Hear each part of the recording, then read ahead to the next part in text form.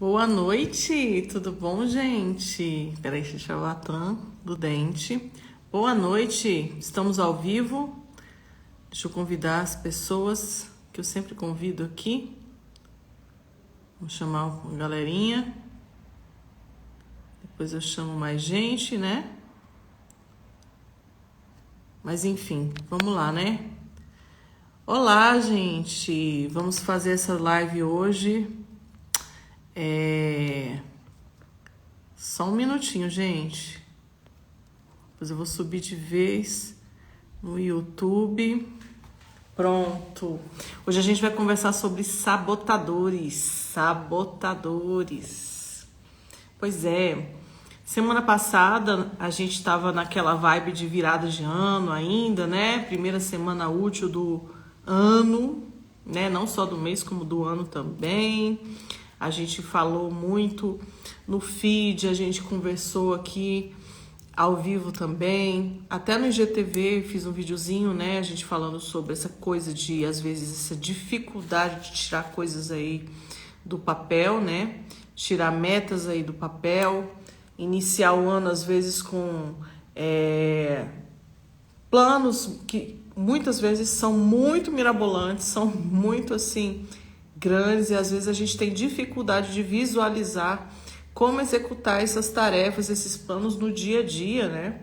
Como tornar isso tudo algo mais factível para a nossa realidade. Então, a gente conversou sobre tudo isso aí, né? E a gente, semana passada, até na sexta-feira mesmo, esse horário, eu me aventurei a fazer uma live dentro do carro, porque deu o horário da live e eu tava no meio da rua, não tinha conseguido chegar em casa ainda. Mas não foi por esse motivo que a gente ia deixar de fazer a live, né? Vamos fazer a live mesmo assim, né? Deixa eu só dar boas-vindas aí. Tudo bom, gente? Vocês estão chegando agora. Sejam bem-vindos. Boa noite. Tô aqui na carreira, mas vamos lá, né? Vamos fazer essa live aí, no tempo que der hoje. Acredito que talvez seja uma live até mais rápida. Acredito que eu não chegue a durar 1 hora, mas a gente vai conversando, né? E nessa pegada aí de começo de ano e tudo, e planejamento, muita gente entra nessa vibe de planejar um monte de coisa e começar a ver o impacto do dia a dia nesse planejamento aí, né? Eu resolvi falar sobre esse assunto de... Eu tô vendo se funciona aqui o microfone. Esse assunto aí de autossabotagem, de sabotadores, porque isso foi uma realidade que eu vivi muito forte, né? A minha história pessoal, até o motivo pelo qual eu criei esse Instagram, que eu já, assim, contei várias vezes. Sempre repito essa história, porque sempre tem gente nova chegando, né? E aí a gente tem que contar essa historinha de novo, né? Mas enfim, eu resolvi mudar minha vida, mudar esses hábitos aí, depois dos 40. Sejam bem-vindos, pessoal que tá chegando agora também. Resolvi mudar depois dos 40, principalmente por conta até mesmo de uma prensa que eu levei do médico, né? Que me colocou na parede e falou assim: olha aqui, ou você muda a sua vida, ou você muda seu estilo de vida, ou você não vai terminar de criar os seus filhos, você não vai ter saúde para cuidar da sua família. Eu tava assim, super estressada, super, enfim, né, doente, cansada, e isso tudo me moveu para mudar o meu estilo de vida mesmo. E isso tudo foi assim que eu fiz 40 anos. Então, por isso que eu digo que não é tarde. Só que aí, o que aconteceu? E que é o assunto que eu vou entrar hoje, nessa brincadeirinha toda. Eu, para poder mudar a minha saúde, eu entendi que eu tinha que mudar tudo, né? Todas as outras áreas da minha vida. Eu precisava mexer e precisava construir novos hábitos, porque a minha cabeça A minha mente, até então, ela já tinha construído caminhos para as coisas que eu estava acostumada a fazer no dia a dia, que eram caminhos que não me levavam para o objetivo que eu queria naquele momento, que era o objetivo de transformar a minha saúde, transformar a minha realidade, mudar os resultados que eu tinha até então, que eu não estava satisfeita com eles, né? E eu precisava fazer essa virada. E eu já estava ali com 40 e poucos anos, chegando ali, e percebendo que eu tinha uma grande dificuldade de colocar essas coisas em prática, ainda que fosse necessário para colocar essas coisas em prática. A minha, dependia disso a minha própria sobrevivência, né? Dada a minha situação. Mas mesmo entendendo, mesmo tendo a consciência de que eu precisava fazer aquela mudança até para sair da zona de risco, de doença e tudo, eu ainda assim tive muita dificuldade mesmo. E essa grande dificuldade que eu tive que lutar contra mesmo e fazer assim a minha parte para mudar meus hábitos totalmente, transformar realmente o meu comportamento, transformar a minha maneira de pensar e a partir daí mudar os resultados que eu tinha. Grande parte disso se deveu aos sabotadores. E essa coisa da autossabotagem é uma coisa que às vezes a gente não presta muito atenção e é profunda. E atrapalha a gente em certa medida. E eu vou conversar sobre isso hoje. Como que isso me impactou e como que eu fui vencendo essas coisas, como que eu fui entendendo o processo envolvido aí na questão dos sabotadores. Existem vários tipos de sabotadores, né? Mas primeiro vamos conversar como que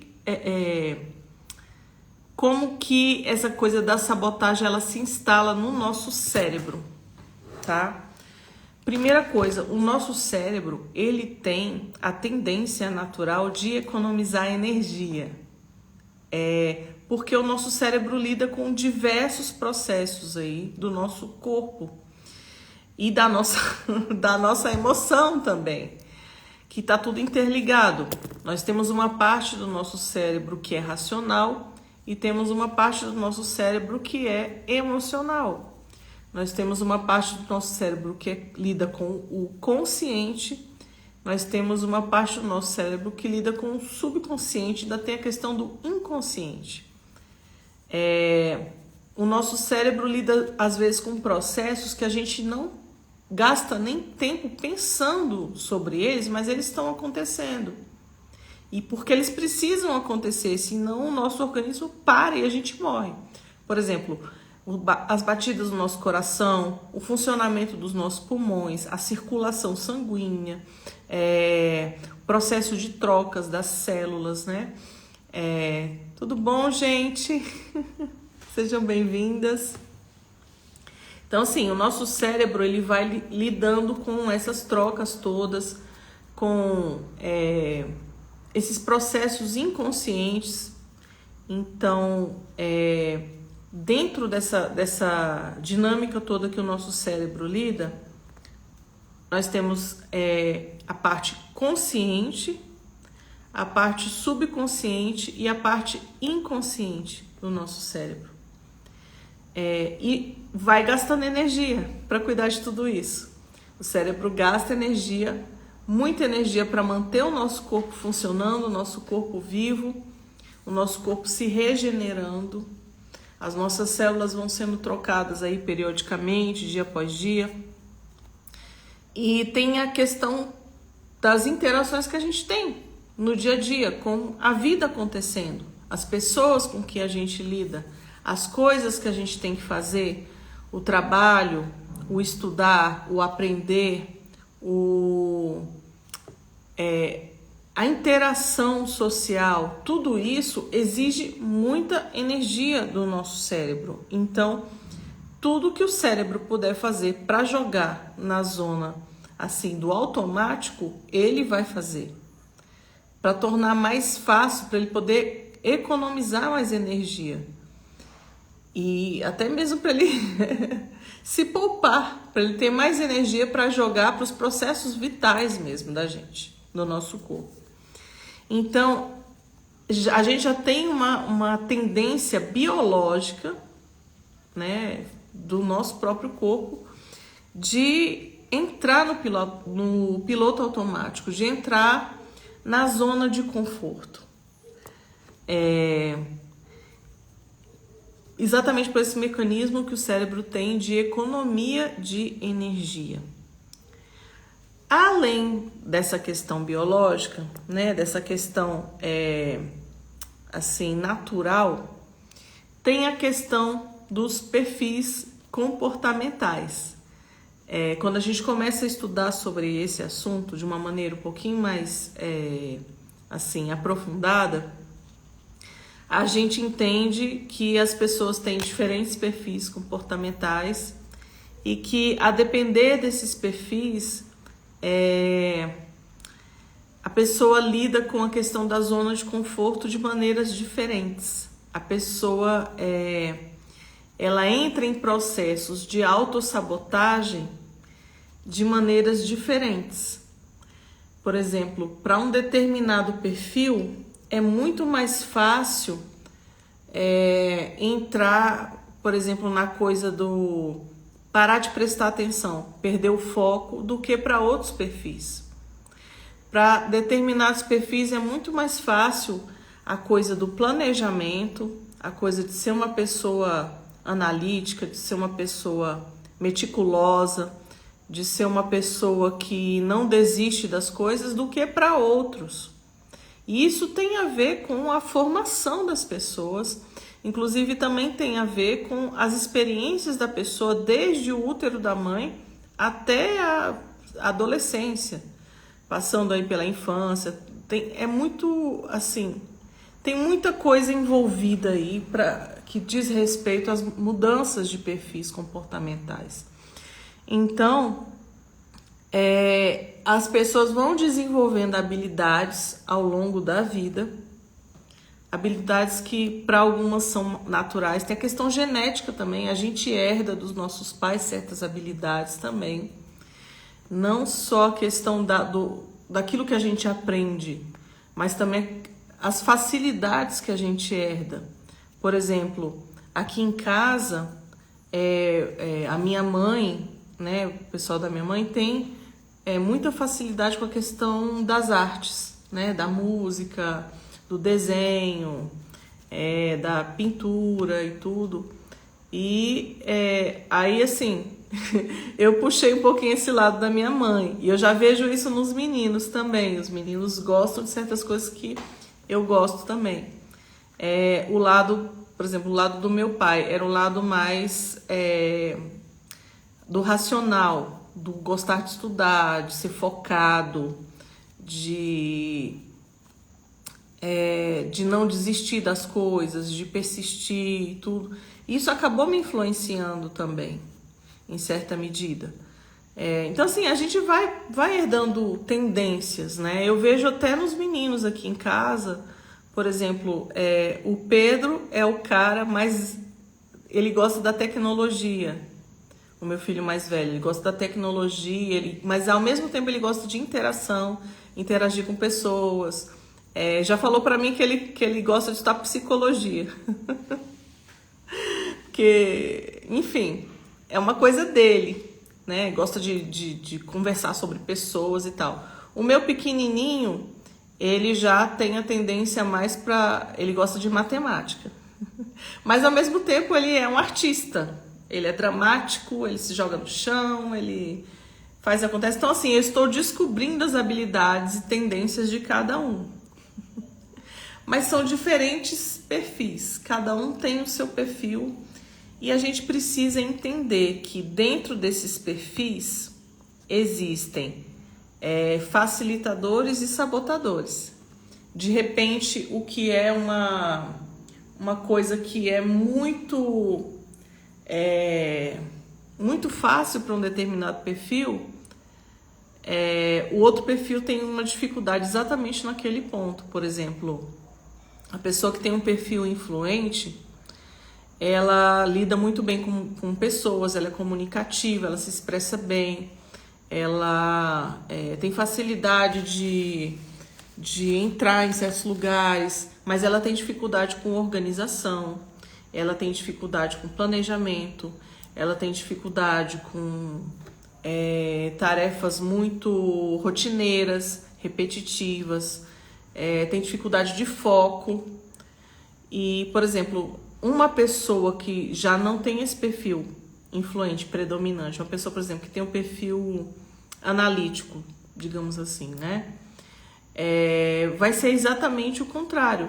Essa pessoa vai ter mais tendência a ser uma pessoa mais introvertida, mas ao mesmo tempo uma pessoa mais racional, que calcula os riscos a mais, uma pessoa que planeja mais, que tem facilidade para isso, uma pessoa organizada, uma pessoa, enfim, que tem habilidades diferentes de uma pessoa de perfil influente, por exemplo.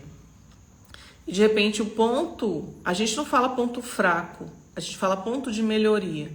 Do influente, às vezes é aquilo que o analítico tem de ponto forte. Mas de repente, se o analítico não conhece o influente, ele vai olhar para as características do influente e vai julgar aquilo que o influente tem como uma qualidade, como algo ruim, como algo negativo, mas simplesmente porque é diferente dele. Então, por isso que é importante a gente saber essa questão dos perfis, como são as pessoas, que as pessoas são diferentes, porque aquilo que às vezes eu vejo como um ponto fraco no outro, na verdade é só a característica que é o ponto forte daquele perfil, daquela pessoa. Por exemplo, eu vi... E outra coisa, essas dinâmicas vão mudando ao longo da vida. De repente você está predominando uma coisa numa fase, depois predomina outra, então vai mudando. Por exemplo, hoje, né? Eu estou...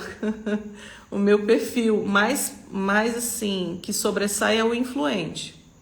Então, no teste lá, né? Do DISC. Então, características, né? A questão da comunicação, a questão enfim, tem algumas coisinhas que em outros momentos, o que são os pontos de melhoria, que a gente não chama de ponto fraco, chama de ponto de melhoria, que seria para mim, eu preciso ser uma pessoa mais organizada, eu preciso ser uma pessoa que, faceira, todos nós somos, né? Faceirinhos. Então, assim, eu preciso melhorar essa questão da minha organização pessoal, eu preciso melhorar a questão do planejamento da semana mesmo, da vida, porque isso me ajuda a ter mais, como é que eu vou dizer, mais facilidade de não me sabotar, entende?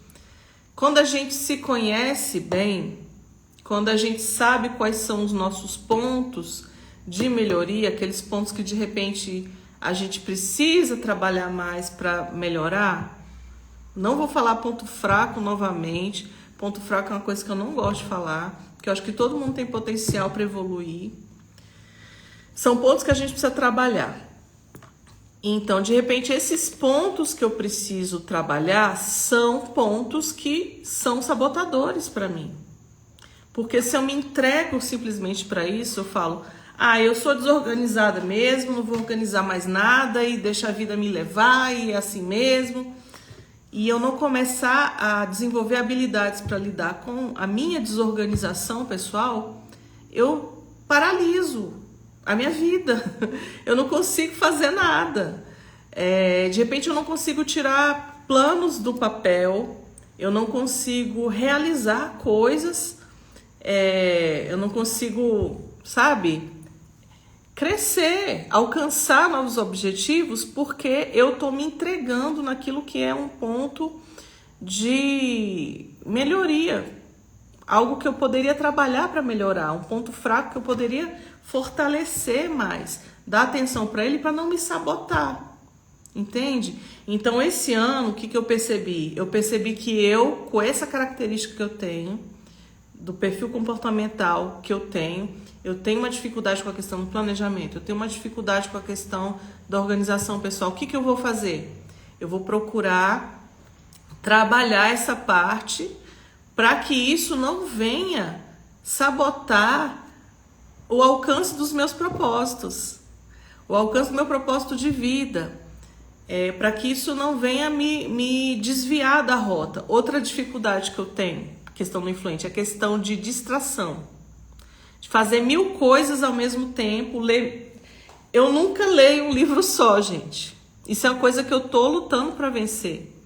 Ler um livro de cada vez. Eu sempre tô lendo 3, 4 livros ao mesmo tempo.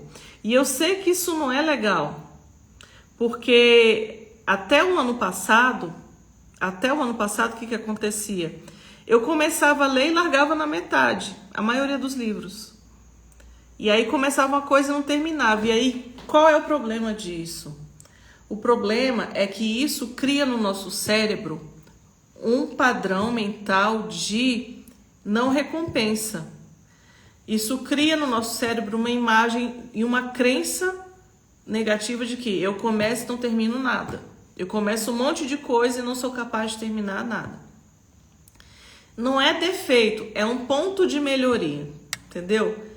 Fazer várias coisas ao mesmo tempo pode ser legal, desde que eu consiga terminar essas coisas que eu começo.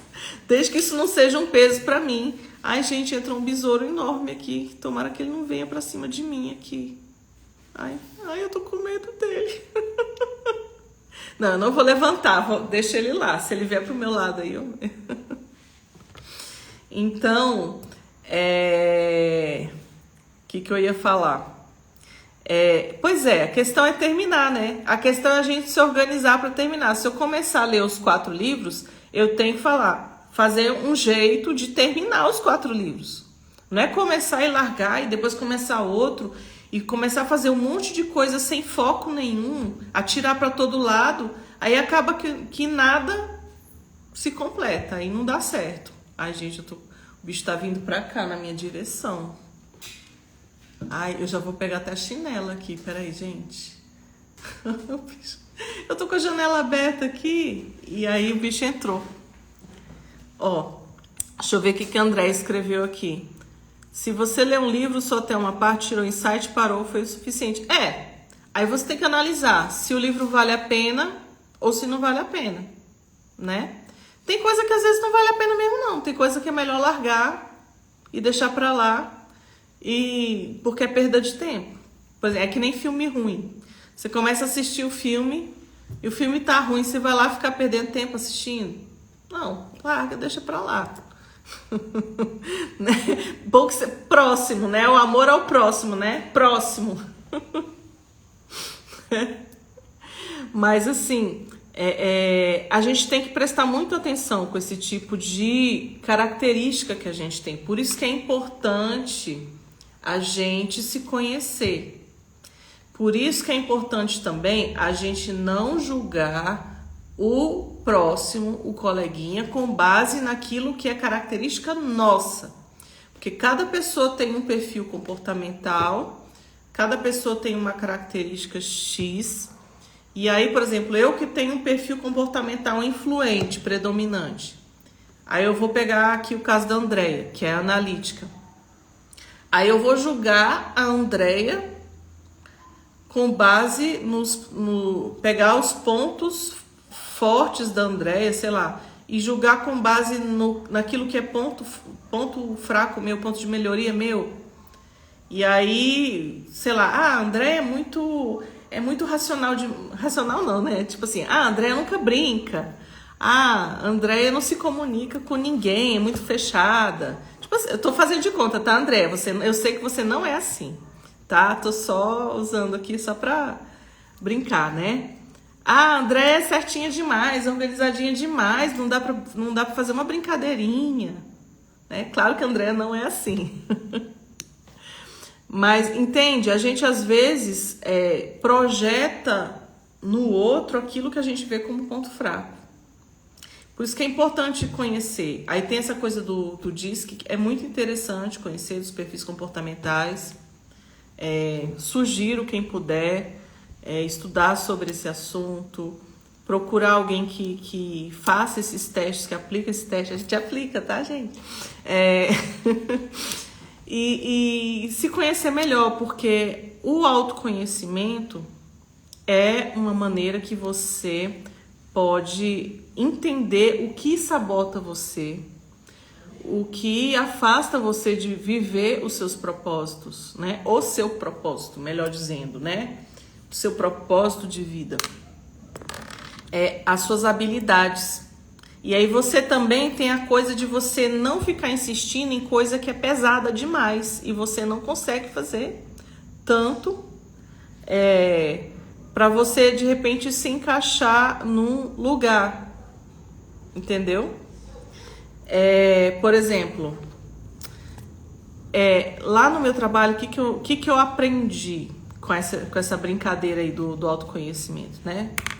Eu entendi que muitas vezes eu ficava frustrada, profissionalmente falando, e me sentindo incompetente. Olha só, me sentindo incompetente muitas vezes porque, de repente, o meu ponto forte não era aquilo que era exigido para aquela atividade lá dentro.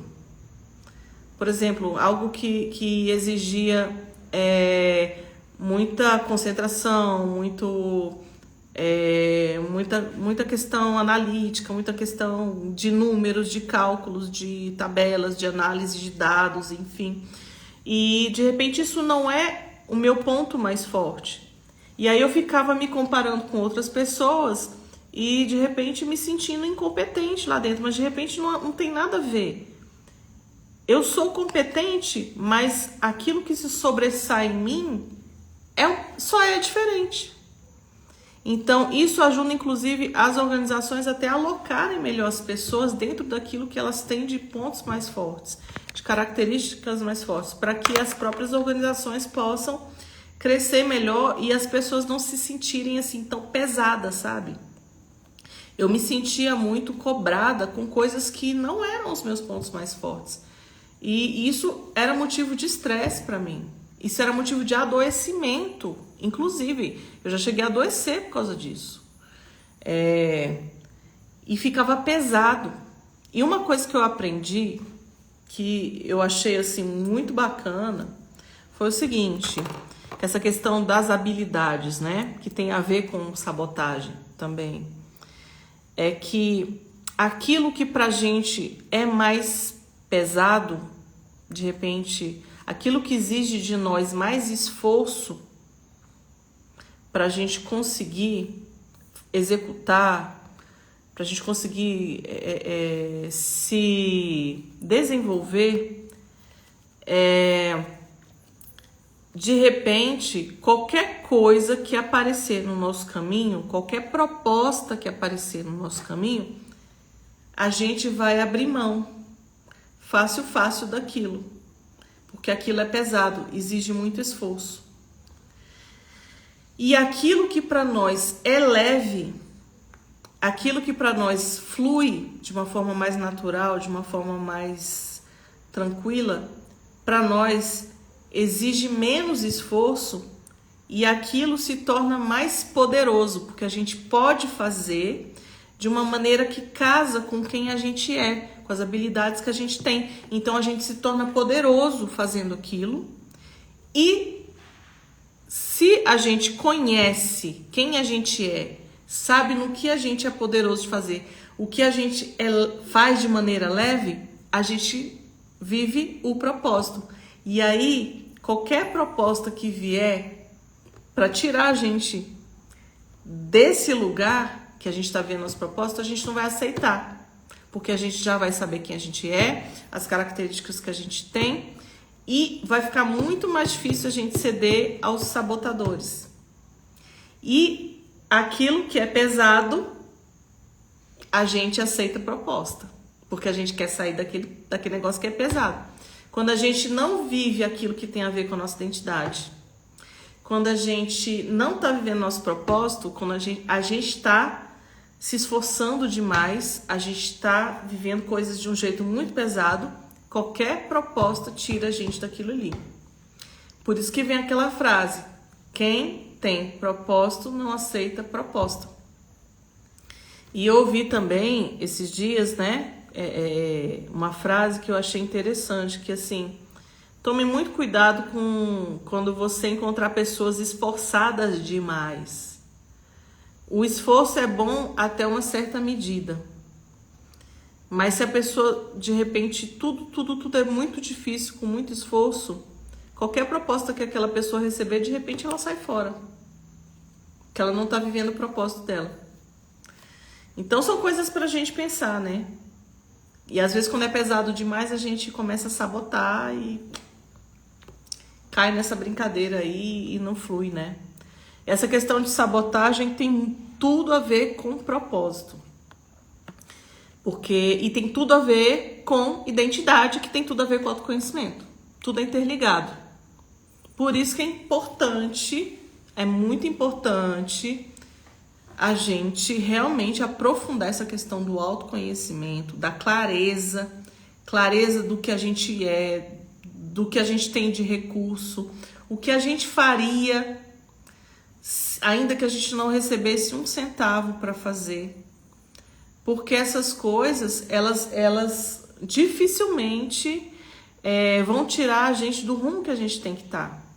E quando a gente se move dessa maneira, a gente é mais saudável, a gente não adoece. E é isso que eu quero dizer que aconteceu comigo.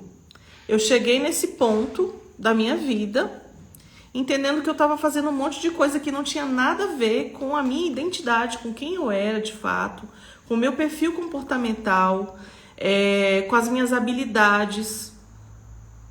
E estava muito pesado mesmo. E aí, esse peso todo, esse monte de coisas que eu estava vivendo, estava assim, atrapalhando eu enxergar quem eu realmente era. E o que eu realmente tinha de ponto forte, o que eu realmente tinha assim, de habilidade. E aquilo estava me adoecendo. Eu cheguei nos 39 anos com crise de burnout, acabada, podre. O médico virou para mim e falou: se você não dá sua vida agora, você não vai terminar de criar os seus filhos. Mas tinha tudo a ver com essa questão emocional. A minha saúde estava sentindo esse impacto todinho aí por conta da questão emocional. E que tinha tudo a ver com essa questão também do propósito. Eu me vi vivendo totalmente assim, alienada, sem saber quem eu era, o que eu tinha que fazer para fazer diferença na vida das pessoas, totalmente sem propósito na minha caminhada. E aí eu me sabotava totalmente, porque eu não sabia quem eu era.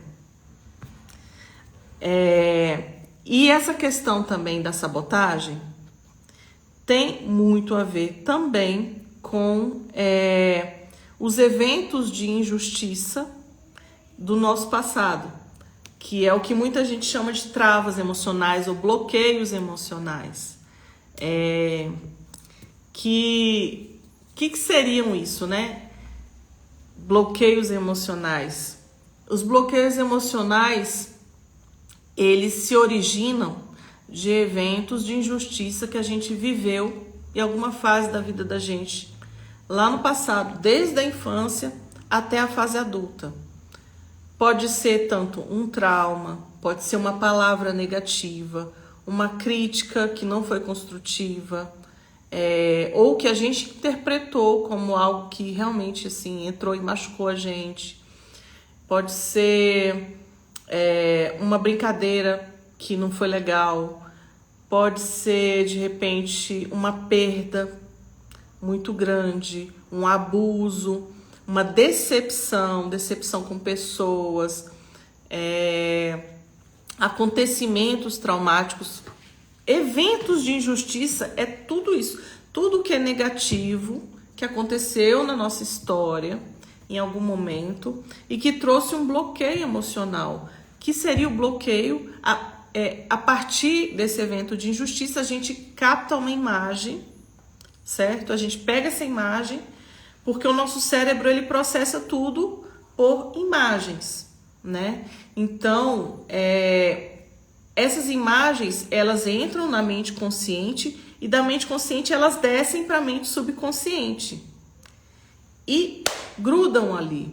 E principalmente quando a gente é criança, tem uma janela aí que vai dos 7 aos 14 anos, principalmente, que é assim, uma fase que esses eventos de injustiça, eles parece que eles ficam grudados assim com mais força, né? E aquilo ali cria uma imagem que é como se fosse uma sombra no nosso subconsciente, e a partir daquela imagem negativa, ao longo da vida, a gente vai vendo as coisas, e todo evento que a gente vive, que guarde algum grau de semelhança com aquela imagem negativa que aconteceu lá atrás, a gente sobrepõe as imagens. E aí pega a imagem negativa do passado, sobrepõe com aquela imagem que está acontecendo ali, e aí a partir dali a gente faz a leitura daquele acontecimento ali, do dia a dia, que está acontecendo com o olhar do evento de injustiça do passado, que é o bloqueio emocional. É como se fosse uns óculos escuros, uma lente borrada, que a gente enxerga as coisas. E de repente a gente não entende por que a vida da gente não anda em certas áreas, por que a vida da gente não flui, mas é fruto desses bloqueios emocionais lá do passado, desses eventos de injustiça que aconteceram, que a gente não ressignificou.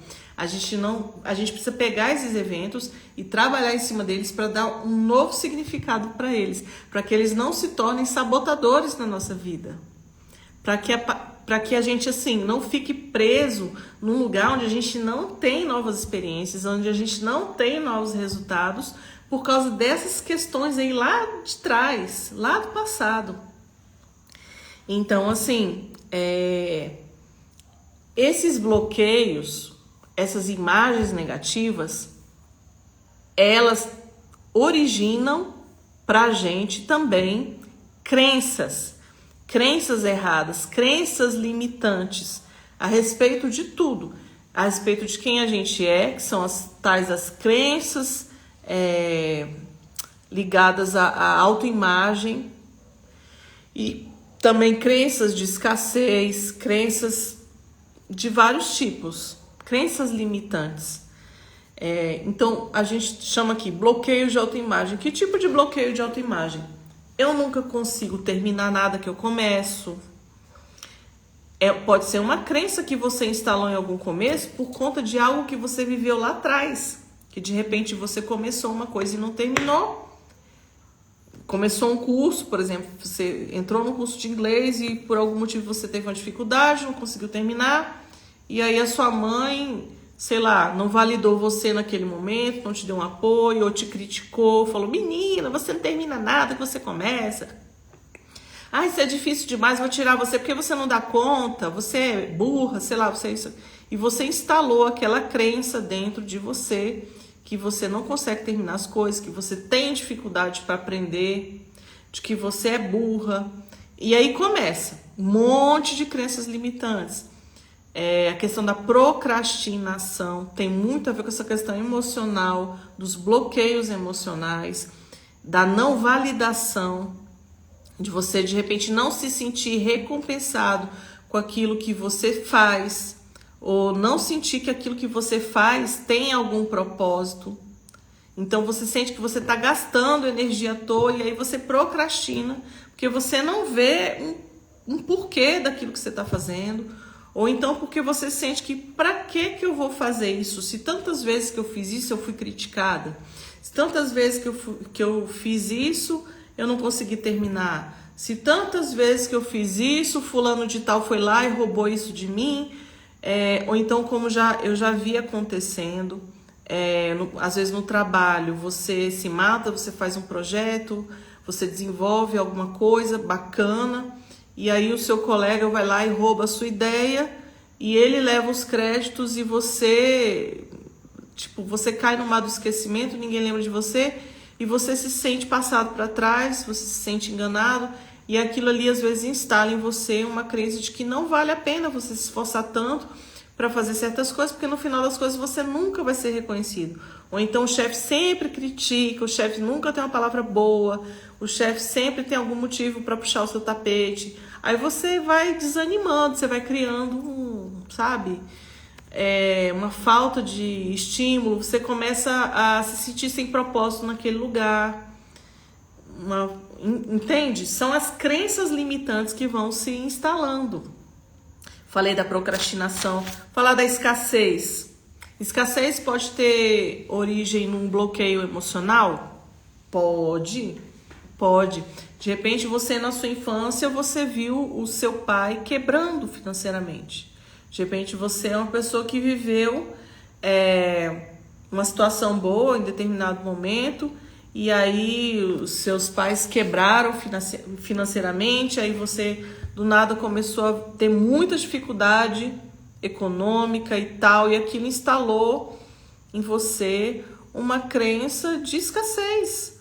De repente você começou a acreditar que dinheiro acaba e você, né, você nunca vai conseguir ser uma pessoa próspera e por aí vai. Tem um monte de crença relacionada a essa questão emocional, por exemplo, pessoas que sofreram injustiça de outras pessoas por conta de questão econômica. Às vezes instala aquela crença de que nenhum rico presta, de que ninguém enriquece de forma lícita, por aí vai. Mas às vezes a origem disso pode ser emocional. E às vezes a origem disso também é passado de pai para filho.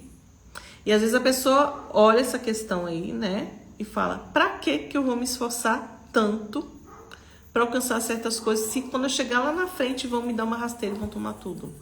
Pra que eu vou me esforçar tanto se só quem vence nesse país é quem faz maracutaia, é quem passa a perna no outro? Sabotadores. Que aí você, às vezes, você deixa de correr atrás de algo que tem a ver com quem você realmente é, com a sua essência, algo que está lá dentro de você, pedindo para sair, para fluir, e às vezes você não permite por conta dessa questão da sabotagem, né? E assim, são coisas que precisam ser ressignificadas, tá? A autossabotagem, principalmente, ela tem consequências, tá? Eu não vou entrar nessas consequências agora, até porque a live daqui a pouco, né, já tem quase 1 hora aí de live. Mas outra hora eu posso falar das consequências da autossabotagem. Eu falei algumas coisas aqui bem por alto, mas tem umas coisinhas que dá pra gente pontuar que são consequências diretas na vida da pessoa que ela não se dá conta que acontece. Eu vou citar só uma aqui, por exemplo. A pessoa que vive esse padrão de autossabotagem, muitas vezes, inconscientemente, ela passa a adotar as mesmas características do autor da injustiça. Olha que loucura, né? Às vezes, por exemplo, a pessoa que sofre um abuso na infância, ela, lá na frente, ela reproduz esse comportamento.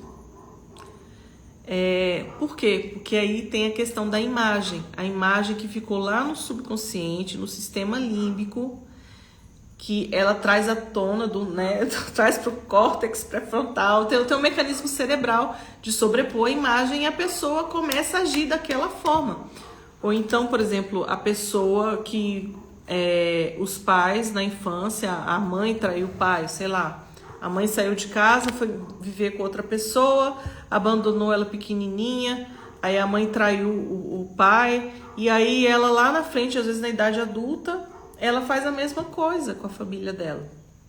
Ela está adotando o mesmo comportamento da pessoa que teve um comportamento de injustiça, digamos assim. Isso é uma das consequências aí da questão da sabotagem. Tem um livro muito interessante, eu acho que esse livro tá aqui em algum lugar, peraí. Tá aqui, ó. Um livro muito legal que eu li esse ano. Esse livrinho verde aqui, ó. Tá cheio de papelzinho que eu vou anotando as coisas. O Ciclo da Autossabotagem.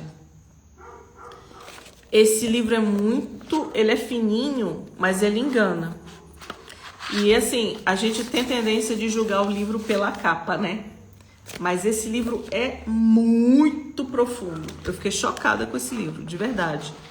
E ele fala sobre tudo isso, assim, as repetições de padrões de sabotagem na vida das pessoas, com base nos eventos de injustiça. Então, assim, às vezes a gente, voltando lá pro começo, né? Ano novo, vida nova, eu vou fazer tudo diferente agora. Minha vida vai mudar a partir de agora. Tudo vai ser diferente. Mas aí eu começo a agir, planejo, boto coisa no papel. Mas em algum momento da minha vida, eu me saboto dessa caminhada. Aí ao longo do ano eu não consigo mais andar para frente daquilo que eu me propus a realizar. Posso ter caído num ciclo pessoal de autossabotagem. Posso ter caído aí nessa armadilha e por conta disso eu não realizo as minhas metas, eu não coloco os meus planos em prática, eu não vivo os meus sonhos, não cumpro o meu propósito. Posso precisar ressignificar, posso precisar avaliar o que é que hoje está me autossabotando, o que é que hoje está me tirando de alcançar os meus objetivos.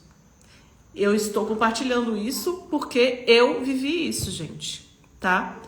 Eu precisei passar por todo um processo de ressignificação, tá? Emocional de quem eu era.